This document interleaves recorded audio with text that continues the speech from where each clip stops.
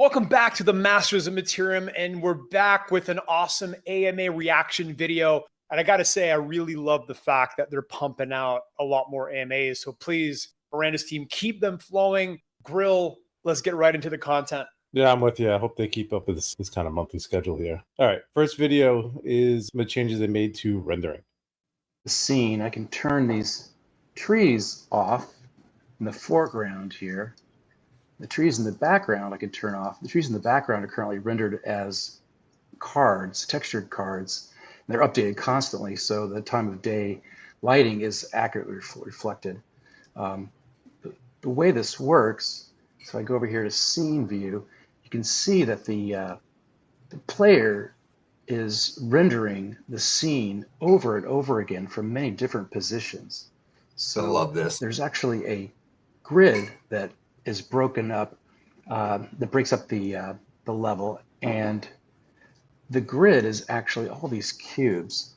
And so the way this works is that there's a depending on where the player is, what they're looking at, the time of day, how far, how near, and whatnot, the environment gets rendered onto these cards, and then those cards can be faded in and out with the real geometry to optimize the level and the rendering. Yeah, so here is an example of Nero's Landing where the background mountains are rendered to a cube map, and as I change the time of day, the cube map texture is trying to keep up with the current lighting. So here it's nighttime and it's black. If I go to the daytime instantly, you can see the mountains are black, but they quickly fade in. So the idea here is that we can take a highly detailed vista scenery in the distance and render that to a texture, and then that can update and change with the lighting conditions, but it's simply rendering a cube, very, very fast and easy. I mean, the Mirandus raves are going to be legendary. I mean, we saw the light show not that long ago and another AMA, and now we got laser shows. So I love it. Grill, what's your thoughts on all of this? I don't know much about programming or video game design, but if that's new and revolutionary, super cool. If not, then it's still kind of cool that they're showing us a bit of the process that goes behind how it all works. As they like to say, how the sausage is made. Elam, do you like watching how the sausage is made? Yeah, I find it interesting. I don't know a whole lot about it myself. I certainly didn't done any game design of that particular type, but it almost looks like those backgrounds are just 2D. I'm not sure if those blocks have depth to them, but it almost looks like those trees in the background are just on the front face of that block. I could be wrong there, but that's from my perspective at least. Almost like a movie screen, like it's projecting onto them. Awesome. Let's go to the next interesting clip. And this is something that I'm really super excited about. I think it's going to add a level of depth and realism to the game that's going to be game-changing, no pun intended. An example of how AIs dynamically figure out what to do instead of us telling them what to do specifically. In the inspector, watch the behavior input scores and the behavior output scores. Everything that AIs can do is now prioritized dynamically based on what's happening around them. When they attack, they think about what their health is, how many allies are nearby. When they eat, they wonder how far away food is and how hungry they are. Also notice that herbivores like deer want to stay away from wolves now, and wolves want to stay away from goblins. I'm gonna yoink a goblin here. I'm sorry, yoink a wolf.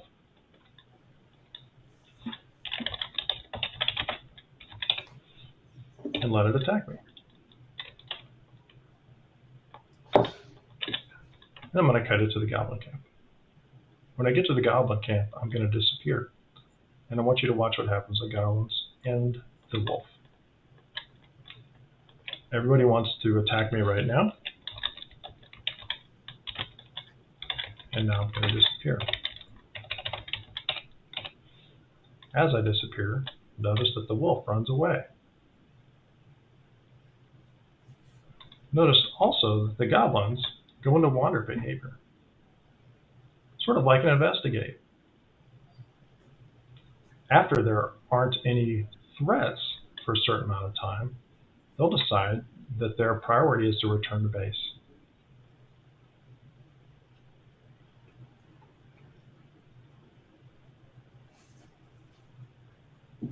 All of this is done with inputs and output weights, where we guide their priorities instead of us telling them what to do.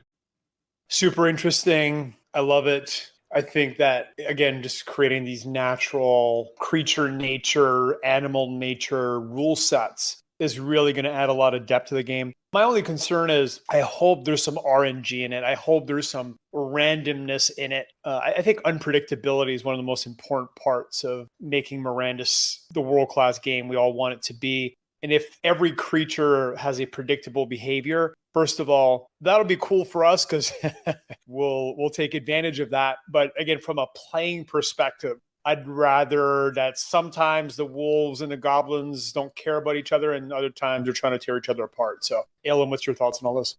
I like what I'm seeing here. A few things of note in that particular video. So the bottom half he has kind of blurred out. And what he's blurring out there is the dev commands, the control panel specifically. And reviewing that entire video, there's actually one part for a couple of frames where he doesn't blur it out, so you can actually see everything he's typing.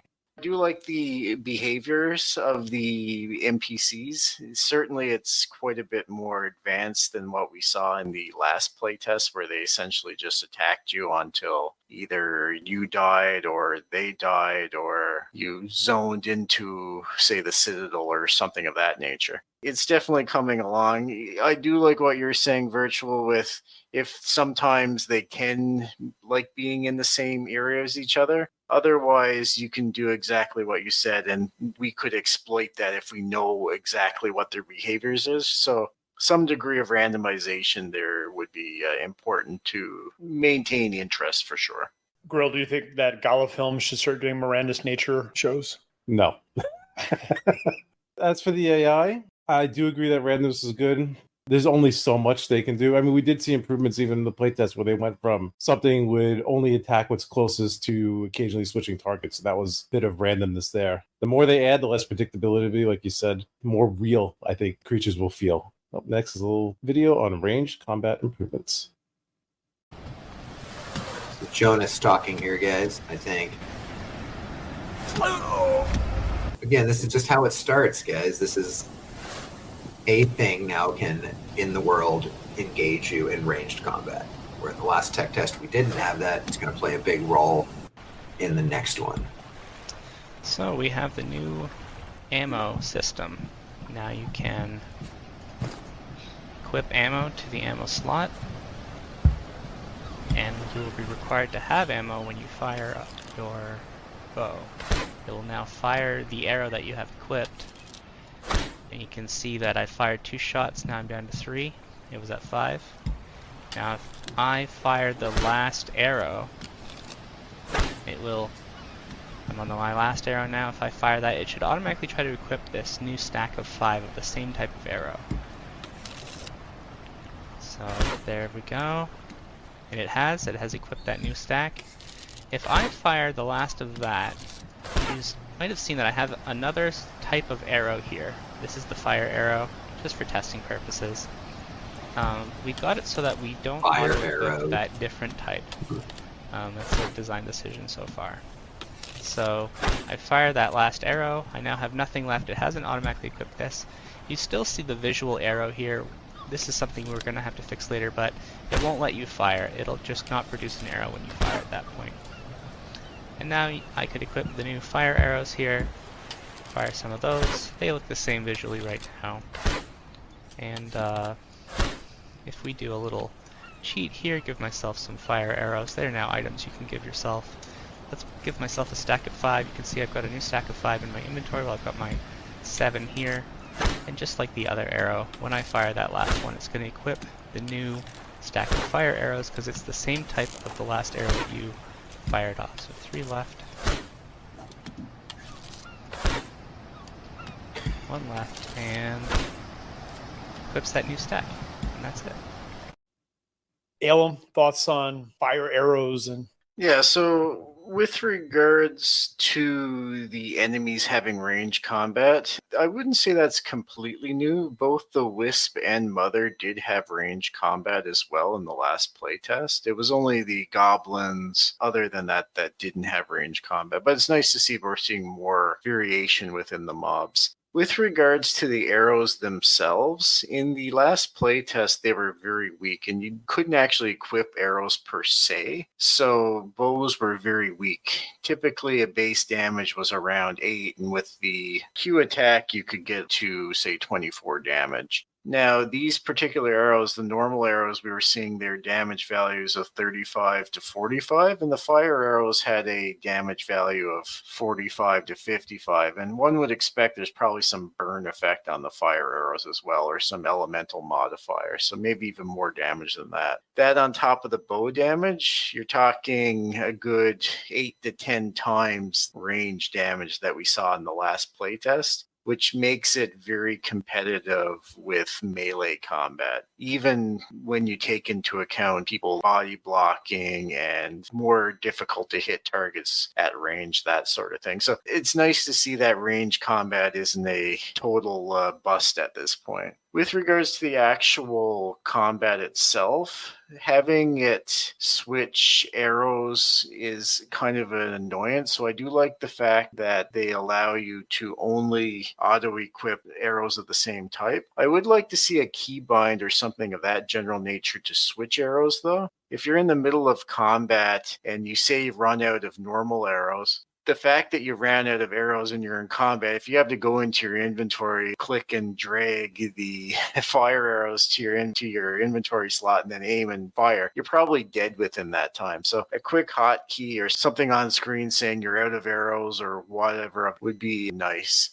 That and the fact that when you do run out of arrows, you still see your arrow equipped. So if you're not really paying attention, you're probably going to miss that you're actually out of arrows. And like the playtest number 4, the Goblin Meadows playtest, there was no arrow count noted, which would be nice to see some sort of indication so you have an idea of how many arrows you actually have left. Grill? Yeah, no, I like the changes. Like I said, we actually have ammo now, right? Probably gives those archery shops a little bit of work to do now. I agree that it's nice that they switch. I think they also should maybe allow us to put arrows maybe on a hotbar where you could switch or see your count. That might solve both of those things kind of in a single stroke. But overall, I do like that range is going to be competitive. I think it always probably would have been, but it's good to see the changes kind of come alive. I think the range combat with creatures is going to dramatically increase the death rate in Mirandus, because it's going to be a lot harder to calculate, oh, I've only got 20% of my life left. Let me run back. And as you're running back, you're getting blasted by arrows from goblins and you're dying. So I think it's going to boost the death rate significantly. The other thing, too, is I love that there's a variety of arrows. I hope that it's not just a variety of different cool looking and different arrows, but I hope that they have unique utility and buffs for different creatures, because as I've emphasized before, the complexity is what's going to make the economy thrive, right? So for example, if the fire arrow is the best for wolves and bears, you're going into that area, then you would equip the fire arrows, and then maybe the ice arrow is the best for goblins or trolls or whatever. So hopefully they tune it to that level. That's my biggest request. Alrighty, next clip. The entire game needs to be data driven.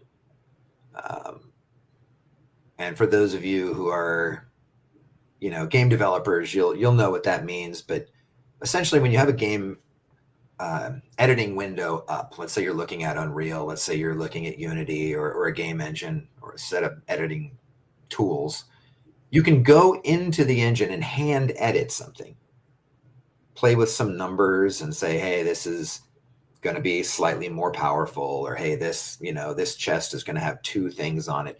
It becomes an unbelievable amount of manual work, because you'll have thousands and thousands of items and creatures in your game. It also becomes fraught with peril, meaning you can accidentally click the wrong thing, or maybe the community would like it. On this chest, there's 1 million emeralds because someone accidentally just threw a couple extra zeros on there. You have to step out of that world and have your game and the tuning of your game live in Excel sheets or CSVs. And that kind of lists out every object in the game. They have a unique ID. You can change their name. And then all of their stats and even their behaviors can be written in a long row. And each column is, we should actually show what some of that looks like at some point. I think they've seen it. They hacked through the client on the last tech test. Yeah, you can see what some of that stuff looks like.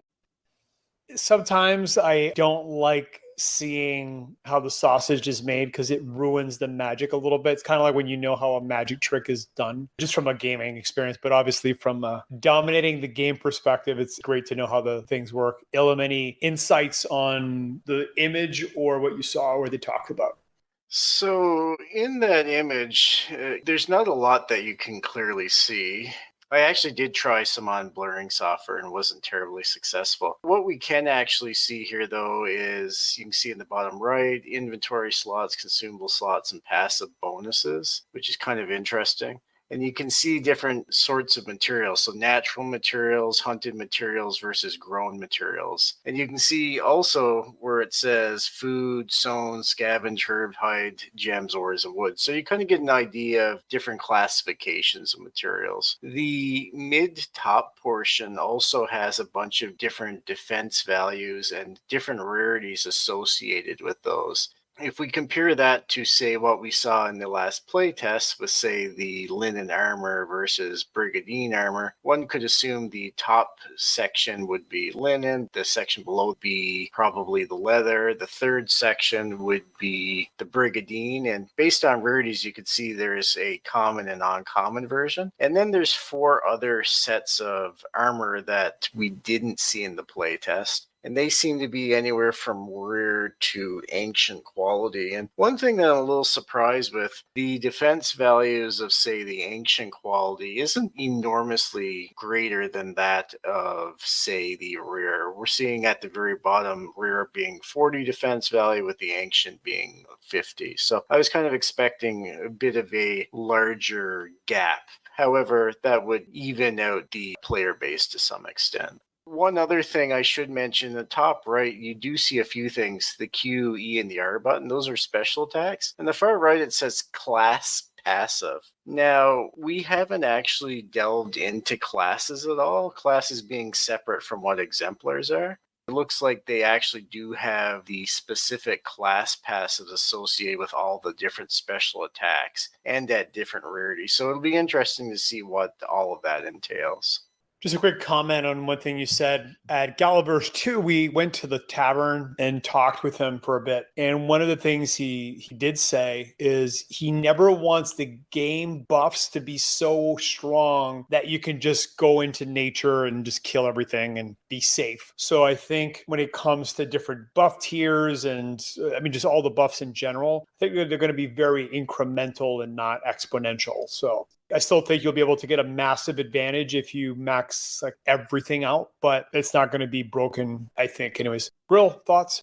Was that from McCarthy or for the other guy that we talked to? No, that was straight from McCarthy. He told us that when he was blessing us with his presence. I mean, not too much more to add to what Alan said. The only thing I could add maybe is that with, say, ancient versus the other classes of armor or the higher class of armor, is that maybe they could take more gems, they could take multiple enchants, higher level enchants, and that could potentially increase the gap between those levels or rarities a little more. Ilham, thoughts on that? Do you like that the higher level stuff is just kind of small incremental gains versus exponential jumps? When you say that, there's one thing important to note, and this is assuming that they work the same way in terms of damage reduction. So in the last playtest, everything had absolute damage reduction. So were you seeing those 50 defense values? 3 50s, one for each main piece of gear, would be, say, 150 damage reduction, whereas 3 of the rears would be 120 damage reduction, meaning that, let's say a mob did in total 150 damage to you, the person wearing the 3 rears would be taking 30 damage per hit, which would mean they would be dead in about 3 or 4 hits. Whereas the person with 150 damage value would be taking 0 damage total. So even though the values aren't going up exponentially, your effective damage reduction is actually going up exponentially. We brought this up in an older video we did a couple of months ago, which is instead of having absolute defense numbers, they should go with the percentage, right? Like this blocks 2% of the damage or 10 or 20 or 30 because of what you just mentioned. I mean, to me, if we're invincible, the game's broken. I'm not complaining per se, but I want to feel like my life's on the line when I'm pushing out there. Yeah, hopefully they'll change more to a percentage-based system versus absolute numbers. The numbers sometimes lead to some scaling issues. You're either immune, or if the creature's damage starts scaling really high, all of a sudden it's not really doing that much. Yeah, if it's percentage-based, then everybody's always on at some level of danger. So I think the game's going to be a lot more interesting that way. All right, next clip. Let's show this video and really have them pull their hair out. So this is gray boxing, guys. Matt, you want to talk about it? Yeah, sure. What's really important is we start figuring out like where things are spatially. And that's a visual thing, but it's also a playtest thing. Like we get in and we run around it, we feel how it is. Ultimately, this is going to, before we can ever graduate to really beautifying it, it's got to feel right to play inside of. And one of the things that we can utilize is once we have spaces like this figured out and we know how it's supposed to play, we can grab moments from them and concept right on top of them so that we can preserve the play and then figure out exactly how they're going to feel. And you're seeing the work from a lot of different people. So the level of detail people put in is kind of all over the board, but the intention's really consistent about what are the inputs here we're trying to showcase, and some of it might be lore, some of it might be gameplay, and so these really are tools that really help us hit our target much faster than trying to make a final finished thing all at one time. Was the naked exemplar Beebs? Hello? You know it. He only runs around naked. It has to be beeps for sure. Yeah, beautiful new zone. Ellen, what was your reaction to it? Yeah, so I liked some new different building designs. Like there was that kind of tower, maybe a mage tower or something of that general nature up on the hill. Nice large caves. Reminds me of some Mines of Moria style bridges and stuff inside. A few other nice zones. The one picture was very similar. Actually, it was probably exactly the same as a screenshot that Benefactor posted at some point. And the only one thing I can really say in the negative, it doesn't seem like these zones are nearly as complete as, say, the Narrows Landing. So they're missing a lot of details. However, at this point, they could be progressed from that point. But yeah, I'm liking what I'm seeing. Grill, you think naked Beebs is sexy?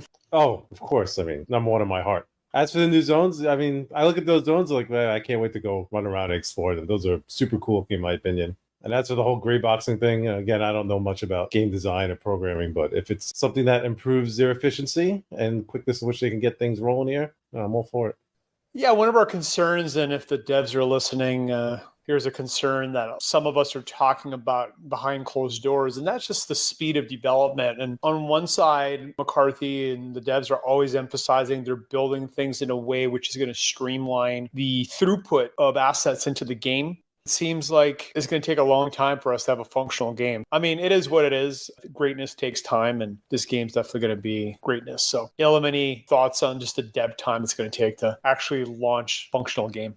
Well, we're missing a lot of major key components. Like they're working on basic combat. We haven't seen any actual spell casting other than one spell like a meteor from over a year ago. We haven't really seen any deeds. We haven't really seen any ship interactions, any exemplar abilities, any class abilities. any direct blockchain interaction like the looting of Materium in game, that sort of thing. So there is a very large amount of major systems that we haven't even experienced yet. And in order to actually fit all the deeds that we have, we're going to need many, many zones. I would say probably 100 zones plus to actually reasonably even fit the deeds. And at the rate that we're getting the zones, we're talking many years just to develop that. So I'm seeing a very long development cycle unless things pick up substantially here. Grill, do you think we're going to have 1,000 videos on our YouTube channel before the game comes out? We might. All right, next clip. Some fools thought they could make it on their own. I love that. These really, without saying what they're giving away, they talk about the age of this world that you're in and the lore that you're going to experience by wandering through it. We've built some of this too. Do we have any? We don't have any images of that today, do we? I don't know. I don't think so. But we have things like this, the ancient. Well, I won't even say what it is. Yeah, very cool zone art grill reactions. Looks pretty cool. I like that they said they did have some of that built. I mean, kind of just looking at that concept art and then visualizing what it looked like in game. Again, throw me in there and let me explore, right? That's kind of like the whole feel of this game in general. Everything's kind of quiet until maybe you're swarmed by like 50 goblins. But it looks like someplace I want to go run around. One thing to note is how big these ships are. Ellen, what's your thoughts on that? Because when we did the playtest, we thought that the caravel was quite small, but if these are caravels, it kind of changes the whole dimensions of them. Yeah, so the caravel in the last playtest was not nearly as big as the ships that we're seeing here. These size ships are kind of more what I envisioned when we were first thinking what the caravels were looking like. I do find it kind of interesting looking closer at the images, though, that this is supposed to be kind of like a shipwrecked area, if I'm not mistaken. And despite that, in some of the images, you can see the hulls of ships and they have support beams on the outside, kind of the way that you would actually see in a shipyard to build these ships. Like typically, if you crash upon the beach, you don't have multiple symmetrical sets of support beams to hold up your broken hull. So I did find that a little bit odd. Other than that, I do like what we're seeing here. The image at the very end there with that weapon-ish kind of thing, it kind of looks like either maybe a partially broken cannon or maybe some sort of battering ram or some other kind of siege weapon. So it'll be interesting to find out what that is as well. In our art AMA reaction video, we went pretty deep into the siege weapons. And maybe it's just part of the lore, right? I mean, we were theorizing that we might need them to defend against creatures, but maybe it's just kind of lore. It's just part of the world and they don't really have any utility. So it'll be interesting to see what happens. All right, next clip, Grill. Environmental ambience, Yeah. Now, what we're seeing here is actually we have a new effects artist who just joined our team, and he's absolutely impressive and amazing. And he's been going through and helping us establish what the look and feel for our effects in the game will look like. And that can be everything from fires. We always start with something fundamental like fires and waters, things that are tangible that we can use as a balance to see how these visuals will look compared to the environmental ones that you guys just looked at. And at the same time, we're building in the forward-thinking approach of like, hey, how do you adjust for these? What if they're different colors? What if it's different times of day? How do we make a lot of this? How does the rivers work? Based on the very colorful waterfall, I think magic mushroom buffs are confirmed. Grill, thoughts? Are you pumped for magic mushrooms? Oh, definitely. I always enjoyed those buffs as a youth. It's nice to see that some of the extra kind of flavor to make these zones a little more exciting and realistic and interesting. One of the things I really noticed in the playtest and some other clips they've shown is that there's kind of a lack of texture and depth to the zones. I mean, they all look great, but it feels like there could just be more to it. Elam, you like where this is going? Yeah, it's much easier to add more content in when you can just shade things like that. So you could easily have your standard waterfall, and you could have maybe a poison waterfall, and waterfalls within different areas that'll have different reflections, whether it's due to the surroundings or what's in the water or whatever. Maybe even have some like blood waterfalls or something of that nature. I think we're all in agreement that having some nuance in the details, with whether it's the buildings, how the towns look, how the trees look, the coloring of the creatures, which they've already confirmed is going to be variety within the creature realm, the water, the fire. It's just going to make the world feel more real and immersive. So yeah, I think it's great. All right, next we're going to get into one of my favorite topics. I am a massive creature fan, whether it's in games or movies or real life. So let's take a look at some of the latest creatures.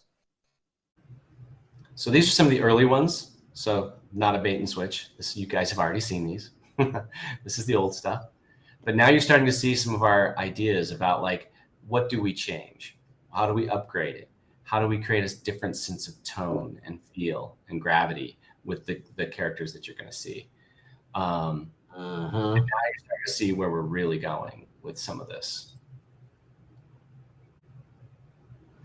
The size of them, what they look like, what they feel like, what they'd be like, how they would think, where, what's their biology? How do they build the things that they are wearing? How do they lay out against the other things in the world? I like that dude. Yeah, that guy's great. He's cool. This is a massive jump in art quality. I mean, if they actually code them at this level, to me, this is almost like 100% jump in just the scariness and how detailed they are. And yeah, these creatures look far scarier than the ones we didn't face in the playtest. Grill, you like where this is going? Hashtag make Mirandus dark and scary. Yeah, no, totally. Make these things look like you don't want to mess with them, or they're going to be a challenge. More mean and serious compared than they did in any other previous iteration. Elam, any comments on, we even saw in some of the art panels, they were almost kind of designing different varieties of the same type of creature. So yeah, do you like where this is all heading?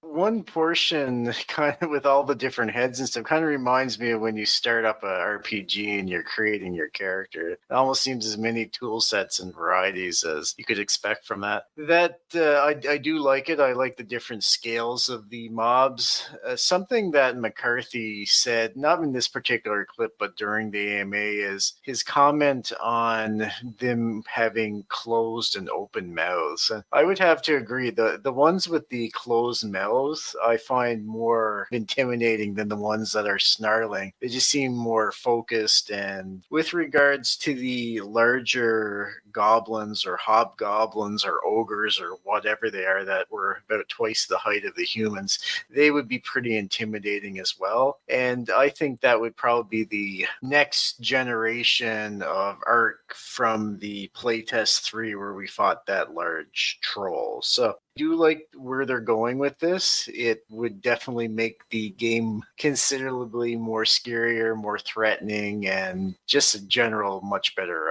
play experience. So yeah, I'm quite impressed with this. My hand-to-hand combat teacher always said that the most dangerous people you'll ever fight are those that don't say a single word when you challenge them or when it's game on. So yeah, closed-mouth creatures make them more dangerous. All right, next clip. This one has a lot of people hyped up, including myself. So when people saw this is not what the dragon familiar is going to be. Oh my God, I'm looking at the GIF that Virtual just posted. Yeah, no, this is a town star aesthetic. So this is like the dragon in the town star aesthetic. But if you collected all 10 of these dragon vouchers, you will be able to convert them to a dragon familiar inside of Mirandus. And a dragon familiar inside of Mirandus is not funny. It's more like when someone brings a pit bull to the cafe and you sit down and you look over and there's this massive bull mastiff or a dog just staring at you. I think dragon familiars in this game are going to be tough and maybe should have a little Velcro sign on them that says "Do not pet." They're more like guarding you and serious. They're not cute. I mean, maybe they're cute to some, but they're tough. They're more like a guard dog, if you will, loyal and mean. McCarthy was laughing because I dropped a GIF from How to Train My Dragon movie, which is definitely more on the cute side. Grill, are you pumped to have a dragon on your shoulder? Maybe. Typically in MMOs, I find pets to be a little annoying to deal with just because often the controls are clunky. Now, if it's something that's kind of automatic, then sure. I also worry a bit about like how much is going to be going on in combat. You know, people on horses, people with dragons, people potentially with other pets. It could get to the point where there's just so much screen clutter that you can't really know what's going on. But outside of that, yeah, I think they're cool. I mean, who doesn't want a fire-breathing dragon, right? One thing McCarthy said is, till now, or up to now, this is the only familiar that he's planning on having or that they have, which is a new update because before in some of the older AMAs, he was talking about falconry and maybe some other familiars. So yeah, that's going to boost the value of the dragons. Ilham, any theories on how much of a buff you think it's going to be? Because the original thought was it's going to shoot an occasional fireball. Any type of utility that you'd like to see? Few things kind of what they said outside of that clip and things that have been said in the past. One was that familiars could potentially increase your mastery rate bonus and earnings, which I think is kind of interesting. Obviously, being a dragon shooting the odd fireball and stuff makes sense from a lore perspective. Another thing that McCarthy said specifically, and I thought was kind of interesting, was the ability to potentially level up your familiar by burning additional dragon vouchers. So he said later in the AMA that if you had, say, 2 sets of dragons, you might be able to combine them to make a elite familiar. That would be interesting. That would provide more utility for having additional dragons as well, not just for rental purposes, but even for yourself. They are also talking with regards to the total number of dragons, and there's 2,500 total dragons theoretically. However, there's less than 1,000 wallets that have full dragon vouchers number 1 to 10 period. So I would suspect come launch, you see far less than the total theoretical amount of these dragon familiars. So I would expect them to be kind of on par with the elves, to the point where I would expect most elves to have a dragon familiar, and I do like what I'm seeing here. I do kind of find the one that we saw there a little on the cute side personally. It's certainly not like Smog from Lord of the Rings or anything, but I do like where they're going with this for sure. Yeah, and I think it's just worth reminding everyone that the way to dominate any competitive environment is always to stack your edges. So the dragon's going to be another edge. You know, even if it just supplies, let's say, a 2 to 3% net combat buff by throwing the occasional fireball, that adds up, especially when you stack it with the Vox and a horse and the best armor and the best weapons and the best bow and the best arrows and all that stuff. So yeah, I mean, the dragon's just another layer to the stack of edges. Grill, do we have anything else? Well, where can you go to get this stack of edges that you speak of? Yeah, you can buy them on OpenSea, but if you want to know how to use them and put them to their full utility, full power, go to mastersofmaterium.com, join us, join the Discord. I think we have probably the most active Discord out there and outside of the Gala one. I mean, our Discord is way more active than the Mirandus channel in the Gala Discord. So yeah, come and have a conversation, join us. Our guild is thriving in a bunch of games. It was never the intent. It just kind of happened organically. Champions Arena. We're going to be dominating EOE, Echoes of Empire. Both Grill and Ilham absolutely crushed it on the last playtest. And other games as well. Spider Tanks were quite active. So yeah, just join us, whether you're into Mirandus yet or not. We will have all kinds of fun opportunities to play together and maximize your edges. Thank you so much for watching. We'll see you on the next one.